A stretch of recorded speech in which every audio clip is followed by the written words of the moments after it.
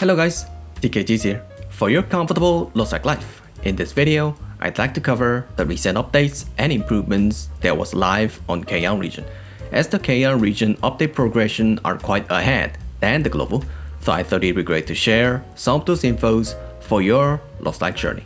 Now follow me, I'll show you what you need.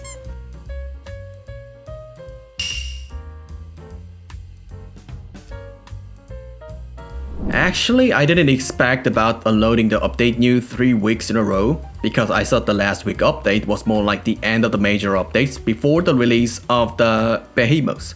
But unlike my expectation, new patch was live on the KL this week, Wednesday. And this time, as you guys might already know about the news, it was a balance patch. Also, the dev team mentioned, as a trend of the LostArk these days, these days raid trend has a different attack mechanic and the threat vectors that is not suitable for the certain classes, especially for the old classes, I think. So they decided to toning it down the difficulty of the certain classes' skill management or remove the certain requirements on their identity. So in short, they are now trying to tone it down the excessive deviation for the class by classes.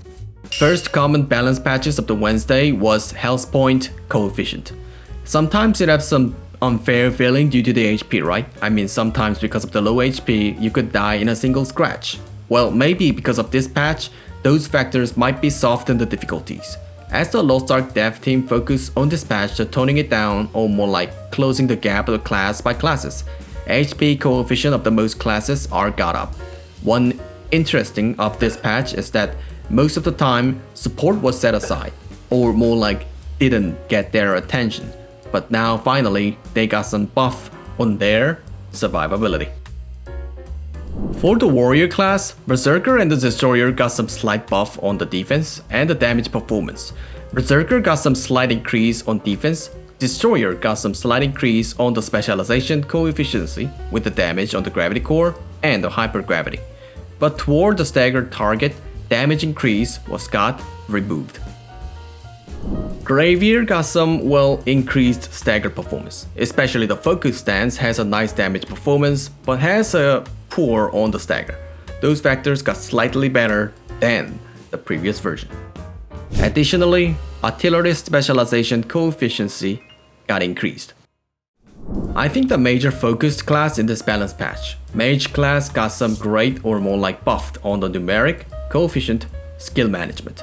Personally, I think Mage class got better on this update. Change is visible, intuitive, so you can actually feel the change directly.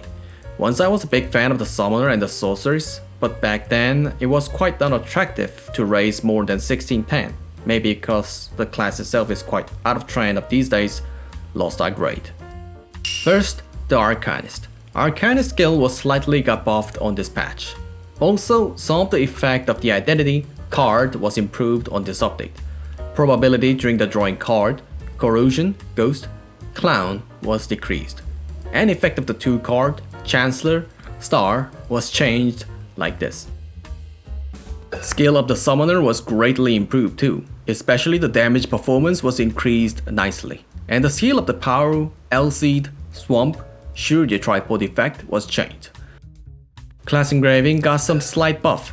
Personally, the adjustment or the modification of the summoner is quite positive for me. Class itself was quite attractive, but also quite sad because of the out-of-fashion skill composition and the survivability. So because of this big or maybe decent changes, the research is now going on with the Master Summoner skill composition and the gem build. Some of the variables that show that replace the steed chart to mirroring for better efficiency. And for the communication overflow, actually, I was considering making a well-organized build video after the patches, but I don't know, maybe the class engraving itself is quite set aside for the other priorities. And the Sorceress was greatly improved on this update too, with the improved identity management and circulation. First, the Inferno skill was improved like this on this update. Not only the PvE damage, MP consumption got better, but also the cooldown in the third tripod, fire supplements, fire expansion was got buffed on this update. After the casting of the Doomsday, it takes way too much time to make an actual effective hit, but on this update, Meteor would drop more faster with the less cooldown. I mean, if you are playing the Sorceress for a while, you might know the timing of the Doomsday amplification. Doomsday timing is quite exact on cooldown with the level 7 cooldown gem. But with this update, you can have some more free time for waiting for the Doomsday cooldown. You don't have to be that sensitive for the exact timing and the situation. Also, the Punishing Strike Explosion Magic Amplification tripod was changed like this, and the reverse gravity got decreased on supplying the identity, but the third tripod, Law of the Jungle, was changed to Overflowing Energy, which makes the gravity skills to only damaging skill, but increase the damage itself. Additionally, Awakening skill Apocalypse Call was improved. Skill type are now changed its usage and the attack range, and it will attack in more narrow range of attack area. In other words, Meteor of the Apocalypse Call will drops in more narrow area of range, but the Meteor per damage was decreased, and you can't get the identity with the Meteor. And the critical rate of the Igniter was slightly buffed. As the director mentioned on the previous notice, some of the hard mechanic of the Echidna was nerfed on this update. Well, I really want to explain it with more details, but that could spoil the fun, so I'll make it short with this text box. Also, the HP of the first boss Dark Kyo and the Echidna was commonly decreased on the normal and the hard. That's it for this video. Thanks for watching everyone, and always thanks for your big support. Hope this video was a little helped for your Lost Ark journey. Hope you do well with your Lost Ark with this video. And of course, if you liked my videos, hit the sub for more upcoming infos. I'll come back with more useful infos in the next video.